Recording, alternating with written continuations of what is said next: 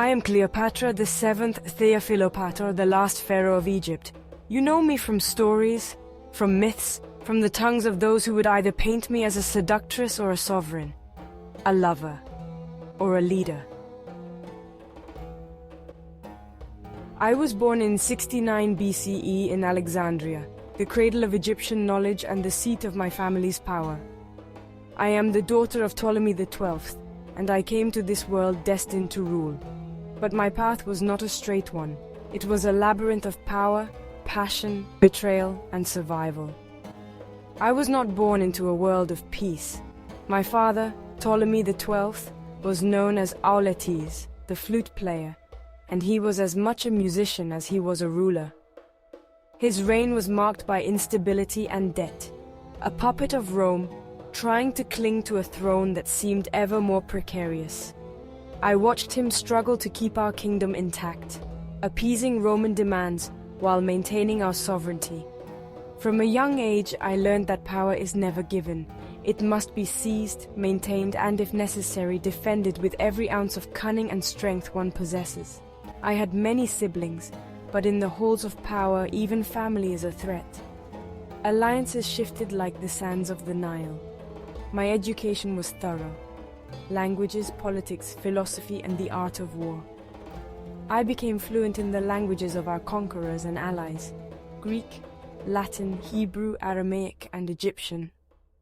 Few Ptolemies before me bothered to speak the native tongue of their people, but I wanted them to see me as their true queen, not just another foreign ruler. Beyond these skills, I was deeply involved in the study of economics and administration. I watched as my father's court struggled with debt and unrest. I knew that to rule effectively, I needed to stabilize Egypt's economy, regulate agriculture, and control trade. I implemented reforms to mitigate famine and distress, always with the vision of a prosperous, independent Egypt. After my father's death, I ascended the throne with my younger brother Ptolemy XIII. But there could not be two suns in the sky. Our co-rule quickly turned to rivalry. My brother's advisors whispered poison in his ear. They saw me as a threat. And they were right to fear me. I was not content to be a mere figurehead. I had a vision for Egypt, a strong, independent kingdom, not a vassal of Rome. Tensions escalated, and soon I was forced to flee Alexandria. My own brother's forces hunted me, but I was not so easily disposed of. In the desert, I gathered my own supporters. I watched and waited for the right moment to reclaim what was mine. That moment came in 48 BCE when Julius Caesar arrived in Alexandria, pursuing his enemy Pompey the Great. Fortune favored the bold, and I knew my time had come. With only a handful of loyal followers, I sailed back to Alexandria. I needed to meet Caesar, to win his favor, to secure my throne. And so I did what no one expected. I rolled myself in a carpet, a bold gambit, but one that worked. When I was unfurled before Caesar, he saw not just a queen, but a ruler who would stop at nothing to reclaim her kingdom. Caesar was captivated by me, not just by my beauty, as the poets loved to write, but by my wit, my intelligence, my command of language, and my grasp of politics. Together we forged an alliance, political and personal. With Caesar's support, I confronted my brother's forces. The siege of Alexandria was fierce, but my brother drowned in the Nile, and I emerged victorious. My throne was secure for now. With Caesar at my side, I did more than reclaim my throne. I saw the opportunity to secure Egypt's independence by strengthening its economy and military. I personally led naval expeditions and took an active role in military strategy. I worked to fortify Egypt's borders and secure our trade routes, ensuring that the wealth of the Nile flowed into our coffers, not Rome's. I wasn't just a queen, I was a leader in every sense, ensuring the stability and prosperity of my people. Rome was a great beast, a force that could devour Egypt if provoked. But I was no mere prey. With Caesar, I did not just survive, I thrived. Together we shared a son, Ptolemy Caesar, whom they called Caesarion. I envisioned a future where he would unite the power of Rome and Egypt, a new dynasty, a new era of prosperity. But dreams are fragile things. Rome is not a place for dreams, and its people are not easily charmed. They saw me as an outsider, a foreign queen bewitching their mighty Caesar. And when Caesar was murdered on the Ides of March, my world shattered. I fled Rome with our son, my heart heavy with grief, my mind already planning my next move. I would not let Egypt fall. I would not let Caesar's legacy die.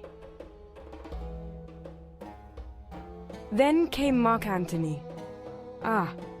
Antony, the warrior, the politician, the lover. He was not Caesar, he was something else entirely. When he summoned me to Tarsus, I knew this was another test. I arrived on a golden barge, dressed as the goddess Aphrodite, and Antony, like so many before him, was enchanted. But this was no mere seduction, this was strategy. I needed an ally, a protector, a partner. Our alliance was passionate and powerful. Together we sought to carve out a future for ourselves, for Egypt, for our children. We had three: Alexander Helios, Cleopatra Selene, and Ptolemy Philadelphus. But Rome could not stand divided. The Senate declared war on me, not Antony, on me, the Queen of Egypt. Octavian, Caesar's heir and Antony's rival, sought to destroy us. The Battle of Actium in 31 BCE was our undoing. Antony, brave but reckless, was outmaneuvered. Our fleet was shattered and we fled back to Alexandria. As Octavian's forces closed in, betrayal was in the air. Antony, believing I had betrayed him, fell on his own sword. He died in my arms, the last great Roman who had loved me. With Antony gone, I faced my final enemy alone. Octavian was no lover of mine. He was a cold, calculating conqueror. He wanted me as his trophy, paraded through Rome in chains. But I am Cleopatra, queen of kings, descendant of gods. I would not be paraded, nor would I be humiliated. I chose my end as any true ruler should. I took the asp, a symbol of royal divinity, and let it bite my flesh.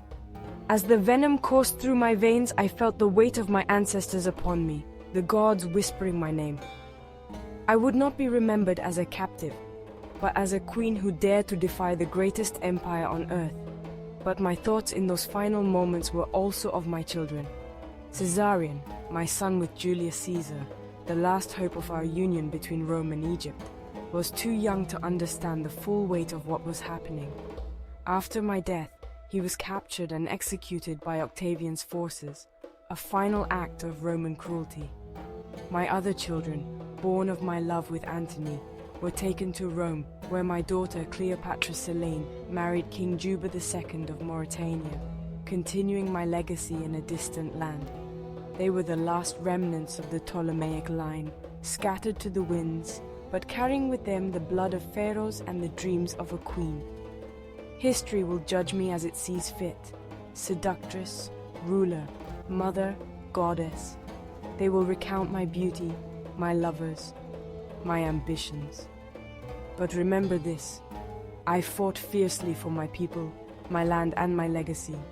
I defied Rome not just with armies, but with my intellect, my resolve and my spirit. I am Cleopatra, the last pharaoh of Egypt, born to rule and destined to be remembered. My story will echo through the ages, an enduring testament to a queen who dared to challenge the greatest empire on earth.